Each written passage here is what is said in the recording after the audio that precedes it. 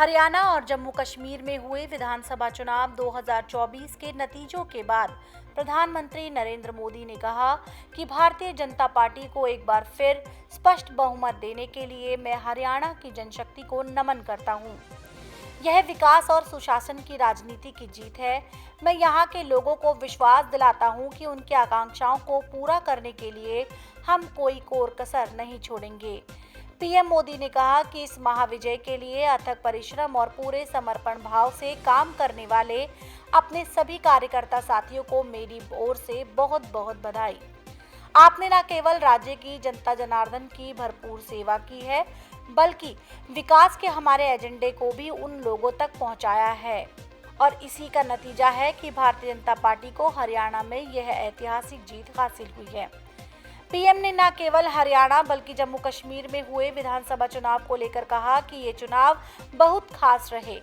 अनुच्छेद 370 और 35 से हटाए जाने के बाद पहली बार ये चुनाव हुए और इनमें भारी मतदान हुआ, जिससे लोगों का लोकतंत्र में विश्वास दिखा। उन्होंने कहा कि वह इसके लिए जम्मू कश्मीर के हर व्यक्ति की सराहना करते हैं।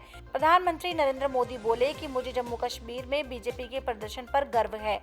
मैं उन सभी लोगों का आभार व्यक्त करता हूं जिन्होंने हमारी पार्टी को वोट दिया और हम पर भरोसा जताया।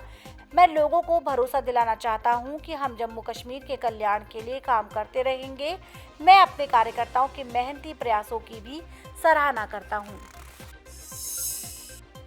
एग्जिट पोल में कांग्रेस की हरियाणा में स्पष्ट बहुमत से सरकार बनने की बात कही गई थी, लेकिन जब नतीजे सामने आए तो इसके ठीक उलट हुआ। कांग्रेस हरियाणा में हार गई और भारतीय जनता पार्टी ने पूरे दमखम के साथ हरियाणा में अपनी जीत का परचम लहराया। बीजेपी ने 48 सीटें जीतने के बाद हैट्रिक लगा दी, लेकिन हरियाणा में कांग्रेस को मिली अपनी ये हार बिल्कुल भी हजम नहीं हो रही और इसी पर अपनी पहली प्रतिक्रिया देते हुए कांग्रेस नेता राहुल गांधी ने सोशल मीडिया एक्स पर कहा कि हम हरियाणा के अप्रत्याशित नतीजे का विश्लेषण कर रहे हैं। उन्होंने कहा कि वह उनके विधानसभा क्षेत्रों से आ रही शिकायतों से चुनाव आयोग को अवगत करवाएंगे। राहुल ने कहा कि हम हरियाणा वासियों को उनके समर्थन और हमारे बब्बर शेर कार्यकर्ताओं को उनके अथक परिश्रम के लिए दिल से धन्यवाद देता हूं। हम हक का, सामाजिक और आर्थिक न्याय का, सच्चाई का यह संघर्ष जारी रखेंगे, आपकी आवाज बुलंद करते रहेंगे। साथ ही राहुल गांधी ने जम्मू कश्मीर में अपनी पार्टी के पक्ष में आए रिजल्ट की भी चर्चा की। उन्होंने कहा कि जम्मू कश्मीर के लोगों का तहे दिल से शुक्रिया। प्रदेश में एनसी की जीत संविधान की जीत है, यह लोकतांत्रिक स्वाभिमान की जीत है।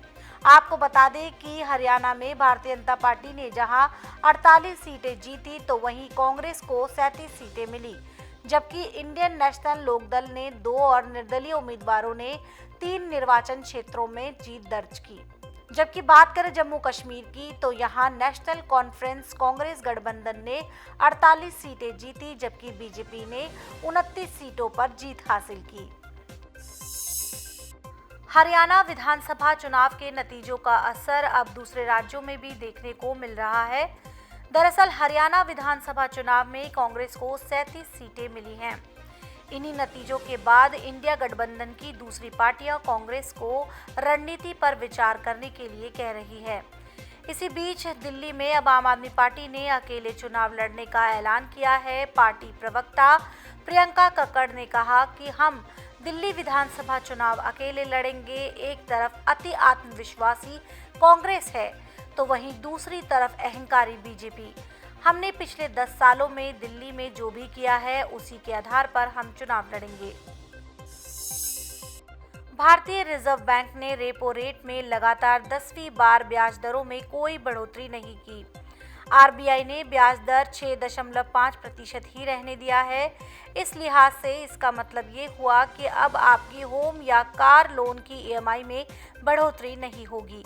आपको बता दें कि आरबीआई ने आखिरी बार फरवरी 2023 में दरें 0.25% से बढ़ाकर 6.5% की थी। आज शारदीय नवरात्र का 7वां दिन है और इस दिन मां दुर्गा की 7वीं शक्ति मां कालरात्रि की पूजा अर्चना की जाती है। मां कालरात्रि को शुभंकरी, महायोगेश्वरी और महायोगिनी भी कहा जाता है। मां कालरात्रि की विधिवत रूप से पूजा अर्चना और उपवास करने से भक्तों को अकाल मृत्यु का भय नहीं रहता। माता के इसी स्वरूप से सभी सिद्धियां प्राप्त होती हैं, इसलिए तंत्र मंत्र करने वाले देवी कालरात्रि की विशेष रूप से पूजा अर्चना करते हैं। मां कालरात्रि को निशा की रात भी कहा जाता है। महासप्तमी के दिन मां कालरात्रि को गुड़ और गुड़ से बनी चीजें जैसे मालपुआ का भोग लगाया जाता है। इन चीजों का भोग लगाने से माता प्रसन्न होती है और सभी भक्तों की मुरादें पूरी करती है।